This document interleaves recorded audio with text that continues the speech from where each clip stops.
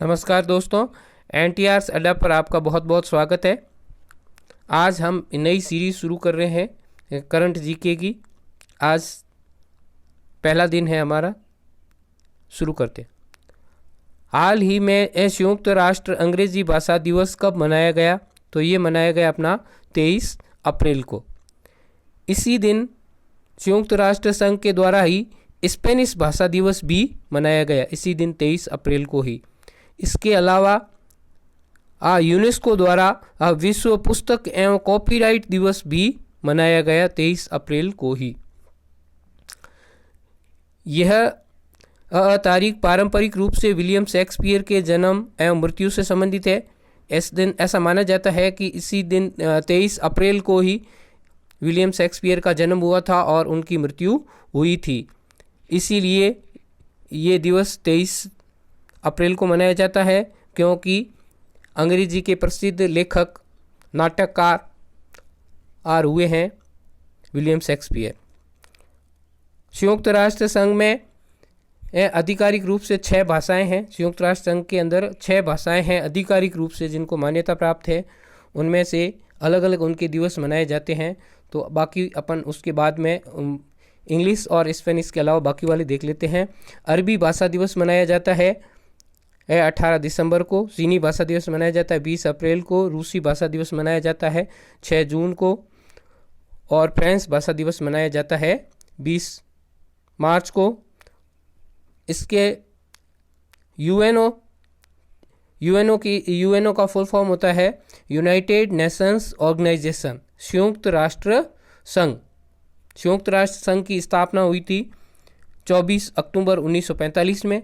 इसका मुख्यालय है वो न्यूयॉर्क सिटी अमेरिका में है और इसके सदस्य देश है अभी तक 193 और इसके महासचिव है एंटोनियो गुटेरेस। और इसका संयुक्त राष्ट्र संघ का उद्देश्य है विश्व में शांति स्थापित करना।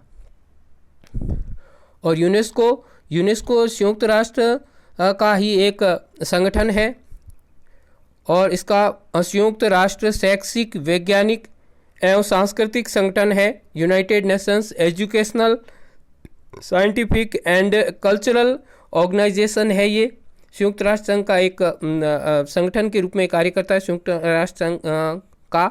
और इसकी स्थापना हुई थी 16 नवंबर 1945 में और इसका मुख्यालय है वो पेरिस में है। सेकंड क्वेश्चन, 21 अप्रैल 2020 को किस रासायनिक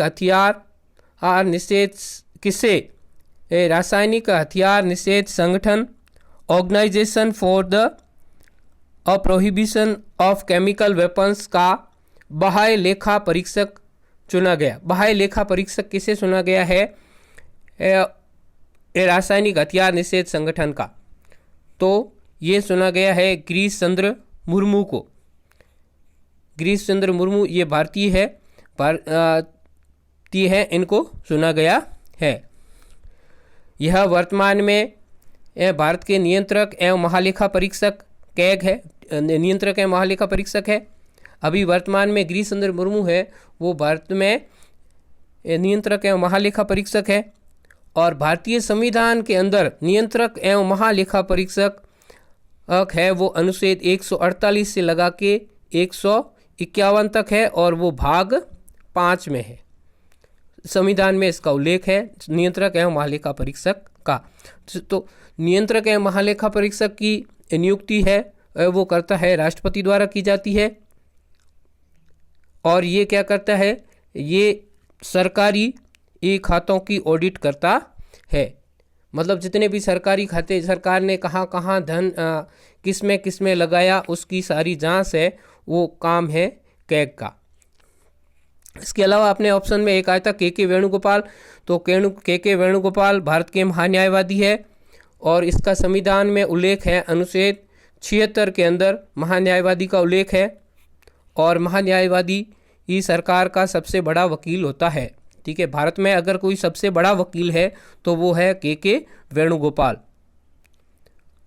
बनीता गुप्ता क्या है? बनीता गुप्ता है वो अमेरिका में एसोसिएट अटॉर्नी जनरल के पद पर अभी नियुक्त हुई है। ये भारतीय मूल की है। अमेरिकी राष्ट्रपति जो बाइडेन ने इसे नियुक्त किया है। और डॉक्टर हर्षवर्धन केंद्रीय स्वास्थ्य मंत्री है भारत सरकार में। चिरंजीवी योजना किस राज्य के द्वारा प्रारंभ करने की घोषणा की गई है? चिरंजीवी योजना अपना प्यारे राजस्थान ने ये घोषणा की है। राजस्थान के मुख्यमंत्री अशोक गहलोत ने ये घोषणा की है कि इस चिरंजीवी योजना नाम की एक नई बीमा योजना है वो लाई जाएगी। ये स्वास्थ्य बीमा योजना है ये और यह योजना 1 मई 2021 से पूरे राजस्थान में लागू होगी और इसमें 5 लाख का बीमा कवर होगा।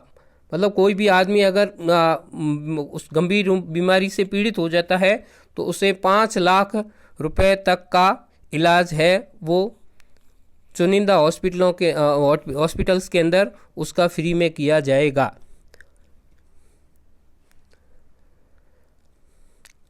हाइपोक्सिया का अर्थ क्या है? हाइपोक्सिया क्या है? हाइपोक्सिया का अर्थ होता है ऑक्सीजन की कमी। कोई भी व्यक्ति है तो उसके अंदर जब ऑक्सीजन की कमी हो जाती है तो उस अवस्था को बोलते हैं हाइपोक्सिया। और ये कोरोना की ये लास्ट स्टेज होती है। जब कोरोना लास्ट अंतिम चरण में होता है और गंभीर अवस्था में पहुंच जाता है तो क्या होता है, शरीर के अंदर ऑक्सीजन की प्रॉपर रूप से सप्लाई नहीं हो पाती है, इस वजह से ये हाइपोक्सिया हो जाता है। और रक्त में ऑक्सीजन का परिवहन है वो हीमोग्लोबिन के द्वारा किया जाता है। अगर आपके शरीर में पर्याप्त मात्रा में हीमोग्लोबिन सही मात्रा में है तो ऑक्सीजन का परिवहन है वो अच्छी तरह से होता है। हर वर्ष पंचायती राज दिवस कब मनाया जाता है? 24 अप्रैल को।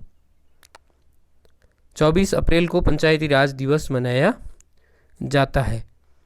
10 अप्रैल को विश्व होम्योपैथी दिवस मनाया जाता है और 21 अप्रैल को राष्ट्रीय सिविल सेवा दिवस मनाया जाता है। और उसके अलावा 10 अप्रैल को विश्व होम्योपैथी दिवस मनाया जाता है और 21 को सिविल सेवा दिवस मनाया जाता है और 17 अप्रैल को हीमोफीलिया दिवस मनाया जाता है। और भारत में यह त्रिस्तरीय पंचायती राज व्यवस्था बलवंत राय मेहता समिति की सिफारिश पर 2 अक्टूबर 1959 को नागौर राजस्थान से लागू की गई थी। भारत के प्रथम प्रधानमंत्री जवाहरलाल नेहरू ने इसे नागौर से लागू शुरू किया था। और इसमें त्रिस्तरीय 3 स्तर होते हैं। ग्राम पंचायत स्तर पर मुखिया होता है सरपंच।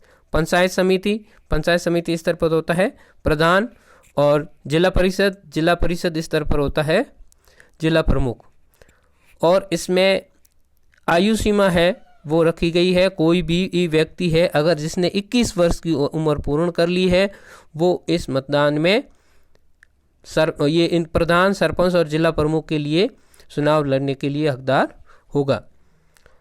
73वां संविधान संशोधन अधिनियम है वो लागू हुआ था 24 अप्रैल 1993 को और इसी दिन के कारण पंचायती राज दिवस मनाया जाता है।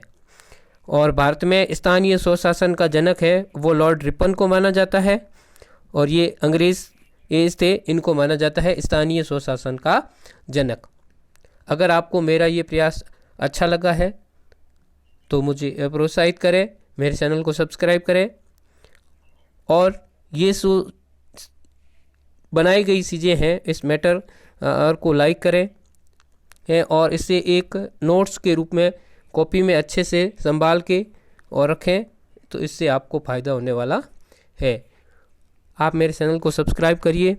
थैंक यू, आप सभी को धन्यवाद।